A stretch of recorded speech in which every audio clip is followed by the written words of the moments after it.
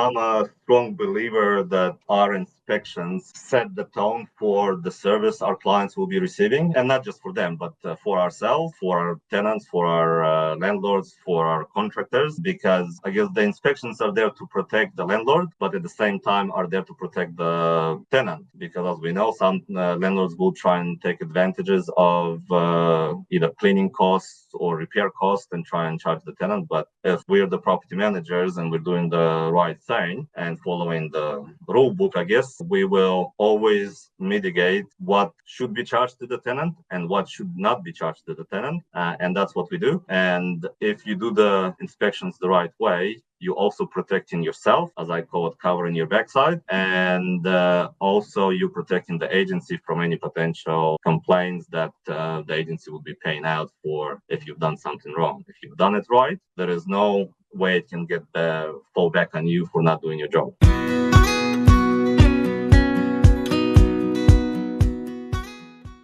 Welcome to the Property Management Podcast. I'm your host, Kylie Walker, aka That Property Mum.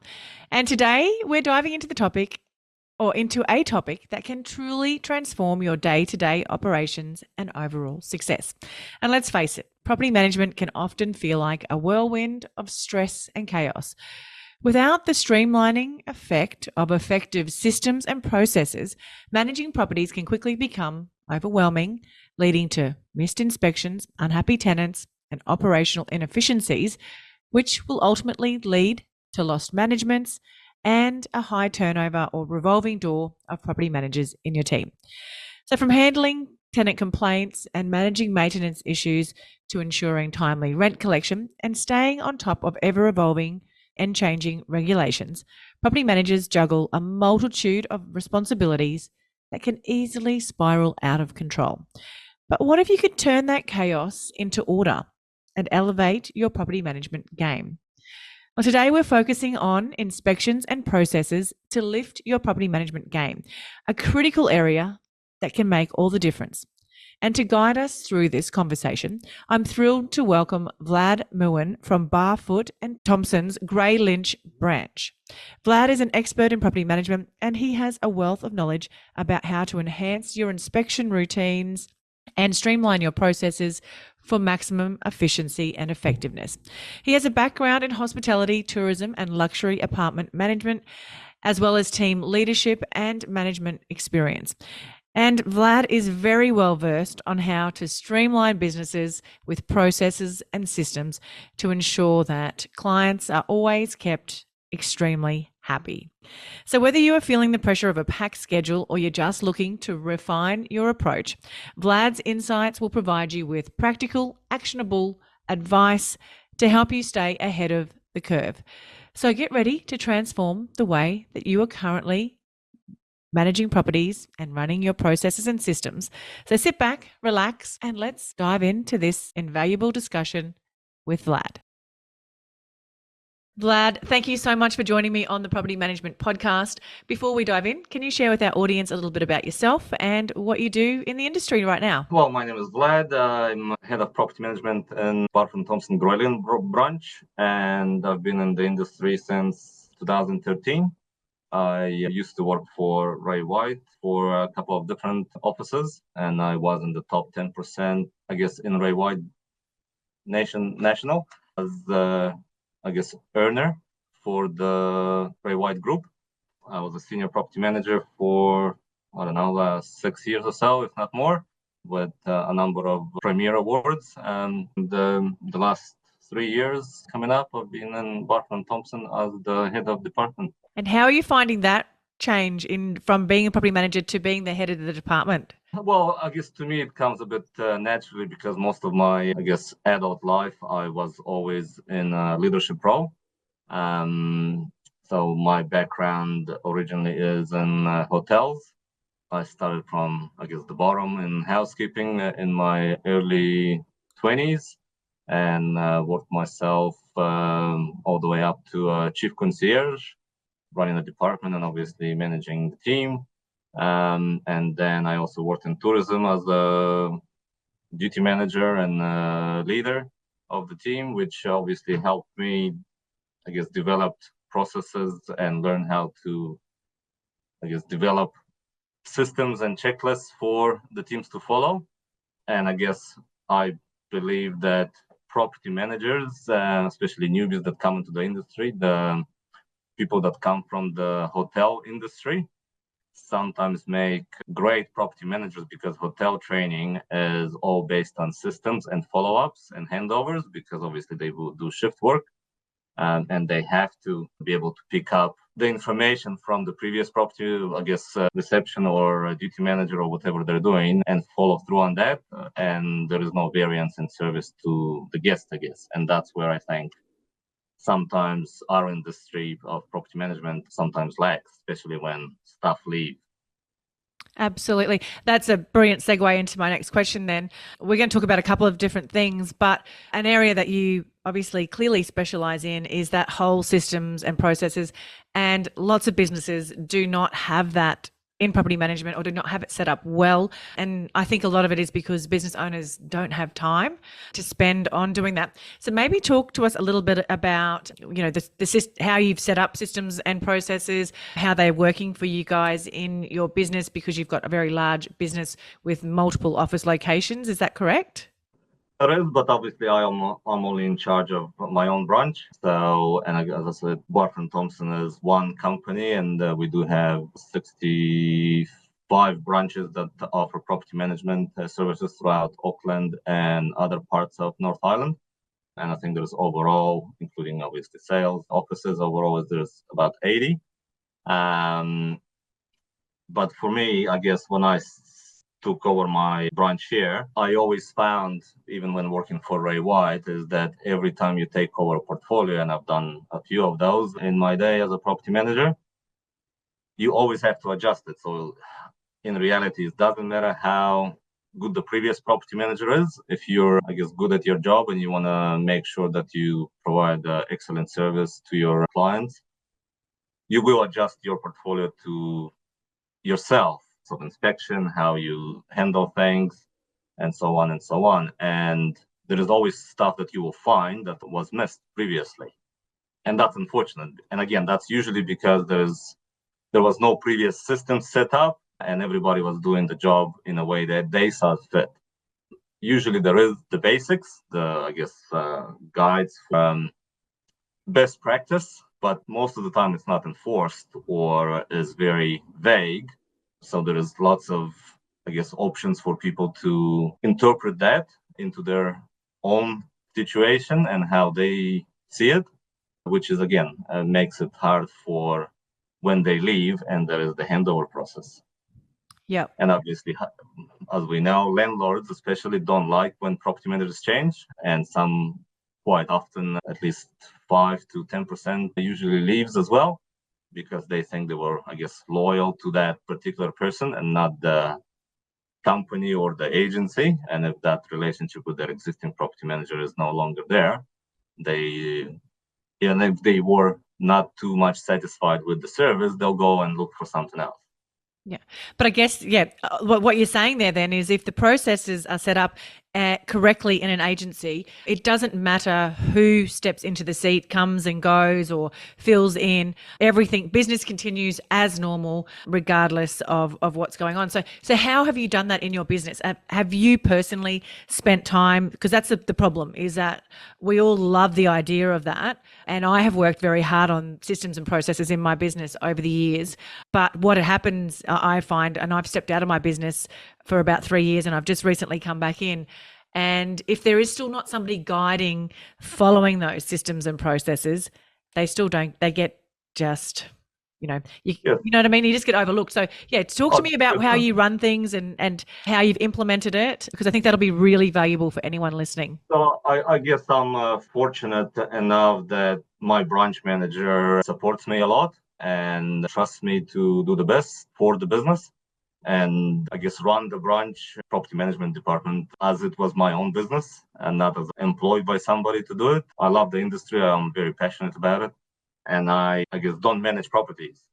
And that's my benefit. My counterparts and other branches, for the most part, also have a portfolio to run of 60 odd properties, which, as we all know, usually doesn't matter the size of your portfolio. It's the type of properties you have and the type of clients you have, whether they consume your time or not.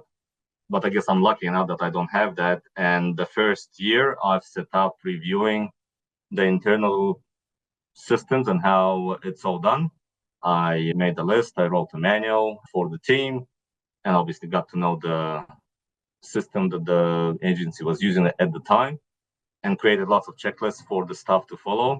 Because my idea is always that if, I guess, my experience tells me that there is a certain way to do a task or a job, and that's the best way. And I've tried many ways to see if I can implement something better or not, or tried from other sources to see if their ways are better. And if I found that my way or the way I designed it is the most optimum option, where it's less time consuming, where it's more productive, where it delivers the best service, and I've created a checklist on that, and I make sure that my team tries and does the job exactly the same way. So we do the tenant induction, for instance, exactly the same way. The script I wrote, everybody has learned pretty much word for word, so that it doesn't matter which one of us does the key handover or the tenant induction before tenants move in. We all do it the same way. So when there is, I guess, a tenant complaint arises or a tenant inquiry arises, I wasn't told that. Yeah. I know what to answer, because we all know what we've done, because the process is exactly the same. And the way we set up our inspections template, I guess, again, is exactly the same. So it's not just based on what does the property manager remember to do while they're inspecting the property, but the actual template makes them more or less follow the inspection process. So they know that the first, let's say, picture of the inspection in each room should be from the doorway overall shot, zoomed out to the iPhone 0.05, and then they go a picture, I guess, overall shot of each wall, ceiling, floor, then behind the door, behind the curtains, window sills, latches, and so on and so on. So that covers usually about 13 to 16 photographs per room or area.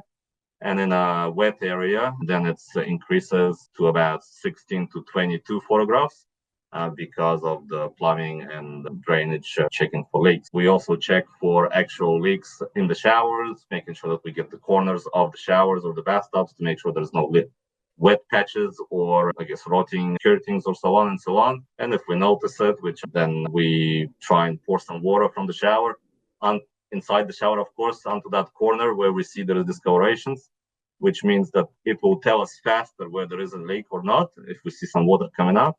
And then that means that we can report to the owner in more detail.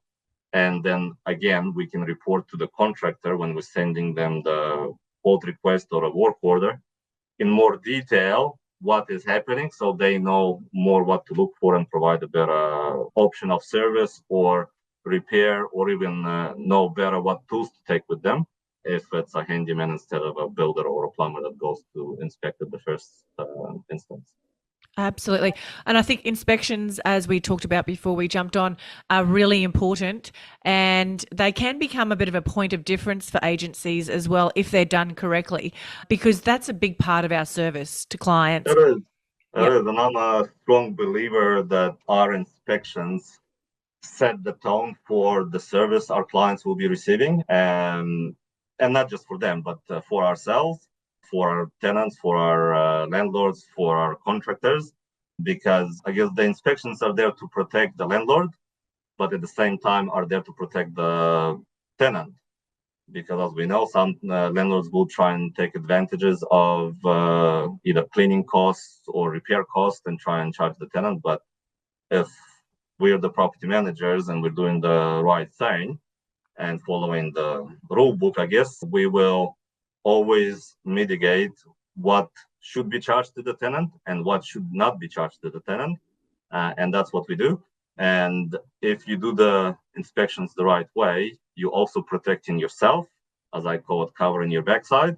And also you're protecting the agency from any potential complaints that the agency will be paying out for if you've done something wrong. If you've done it right, there is no way it can get fall back on you for not doing your job. Absolutely. And tell me, do you have audits in place so that you've got your processes and you've got it all set up and everybody's trained, I'm assuming, on how to do it your company's way. But then, and I'm just asking this question because I have similar stuff in place, but what I find is if there is no sort of monthly checks and audits on the consistency of work, some people like to cut corners and won't do the right thing, even though it is a process in place. So do you have checks in place, or how do you mitigate that situation? If you are anything like me, you think you know your rent roll numbers. Well, I thought I did until I had a rent roll health check, and I was quite literally shocked. The money I was leaving on the table was astounding. And this is not something that I'm proud to admit. There were missed management fees, let fees, advertising, and lease renewal fees not being charged, and properties even without bonds. And all of this was happening despite monthly audits being conducted in my business. So how did I uncover all these gaps in my valuable income? Well, I had a rent roll due diligence from my good friend Tazi, aka the Rent Roll Queen and founder of the Tazi Way, a specialist in rent roll due diligence, business valuation, and management rights. The Tazi Way is the innovative force driving the real estate industry. With 25 years of business and real estate acumen, they find gaps and risks in your agency to find undiscovered value. If you'd like to book your business in for a rent roll due diligence, head to the link in the show notes and mention That Property Mum for a 10% discount.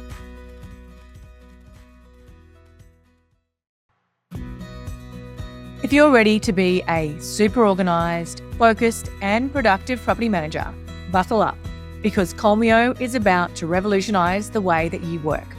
Colmio is the driving force behind property management excellence in residential real estate. Now picture this, a comprehensive end-to-end system designed to be the beating heart of your property management tasks, manage your properties, owners and tenants, and handle payments, inspections, and even marketing listings without leaving the platform. Colmio is designed to be an all-in-one solution to all your property management needs. And here's the game changer. Colmio isn't just software. It's been awarded the most innovative PropTech Scale Up in 2023. Yes, you heard it right. Colmio has been recognised for their groundbreaking approach to property management software. How good is that? So property managers, whether you're a seasoned pro or just starting out, dive into the future of property management with Colmio. You can book in a demo with the team today and go in their weekly draw for a Prezi gift card worth $100. All you need to do is to head to the link colmio.com/thatpropertymum, and Colmio is KOLMEO.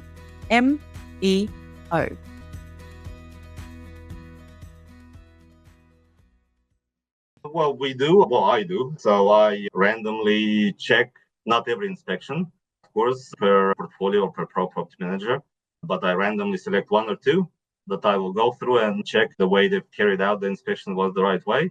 I'll also check the, cover page on what they've recommended. I will review the photos, see what, if I was the client or I was, the property manager that wasn't actually the one that did the actual physical inspection, but was the one that typed in the actual notes in the report to send to the owner. From looking at those photos, would I be able to figure out what the property layout is? Would I be able to figure out what maintenance needs to be attended to? Just looking at the photographs without being physically present for the actual inspection. And if I can, then they've done it the right way. And if actually the notes in the report or the cover page on the email for the report reflects all of that, then they've done it the right way. So if I check one or two, most likely than not, the rest are done the same way, because again, I select them randomly. There is no way that anybody can sort of predict which one I'll be checking. Yeah, absolutely. So what are some of the other important processes or systems that you believe agencies should have in place? Well, again, because of my background in hospitality or hotels and tourism, especially in tourism, I used to work for Kia Campers, which was a very well-known brand for top service and in tourism and camper vans especially.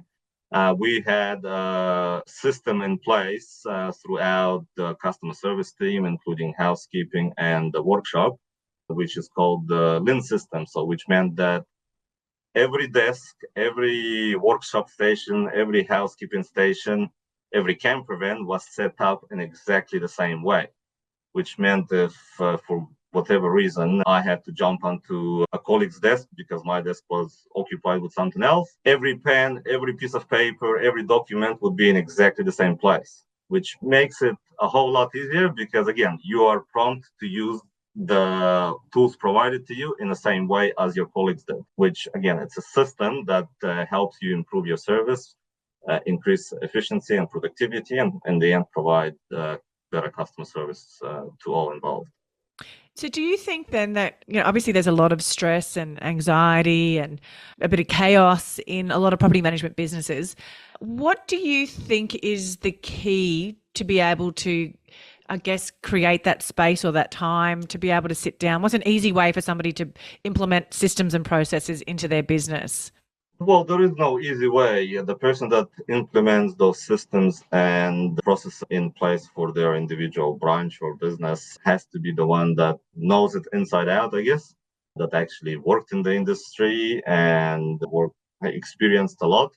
And that way they potentially should know what are the best ways to carry out each task in the branch or in the industry or in the property management role, and they need to work from there. Obviously, it's very time consuming, so the person probably should not be managing properties at the same time because something will give. I see my role as obviously implementing processes, training, providing support, handling complaints when they do come in, because it doesn't matter how good you are, they will always happen. You cannot please everyone, even with your best intentions. So they always happen. But if I know that my team has done the job as they are required to do, it is easier for me to resolve the complaint from either tenant or landlord because I know we've done everything by the book the correct way. And my team knows that I will always, I guess, support them and have their back. Sometimes, even if they were not following the process, for instance, or were not always right, which obviously there's always two sides to each story. In front of a potential client, I will always have their back. I might tell them off or give them a Constructive reality criticism. check. Yeah, a reality check at a personal level, but in front of a client, I will always have their back. And unfortunately, in the industry, it doesn't always happen, especially with, I guess, business owners when they don't always understand how the business run. Because in theory, everybody knows how the business is run, but let's face it, the theory of property management and actually day-to-day tasks or the job is completely different. Usually, as we all know, property management is overworked, overstressed, underappreciated, and we rarely hear a thank you and so on and so on. And even in cases where the clients love you for your previous assistance with them, if you drop the ball on something small, especially when it involves financial side for the client, they will just either throw you under the bus or Leave. will want further complaints to senior management or leave or and so on and so on. Because the what you did good for them, it's very short memory term for that. The bad usually overweighs that, which is Yes, unfortunate. it is. It But is. that's what it is, and we have to, I guess, accept that. And in most cases, it's not always directed particularly at you or that person or the agency or the brand. It's just their personal opinion or the situation at the time has impacted them to such a point that they have lost all interest in further dealings with you or the agency. Yeah, absolutely. Thank you for that. I think there's a lot of valuable content in that conversation around processes and certainly inspection processes as well. So thank you so much for sharing that wisdom there with everyone.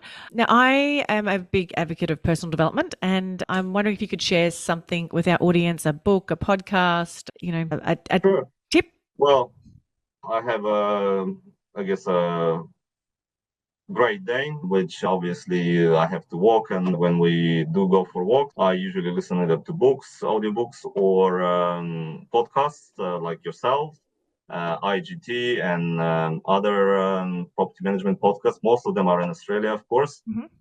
Because for some reason New Zealand doesn't have some market for property management training and development. I also enjoy the IGT, Darren Yusuf's books. So I've bought, I think, all the three books so far, and I'm waiting Mhm. for further books to come out. For time management was a great one.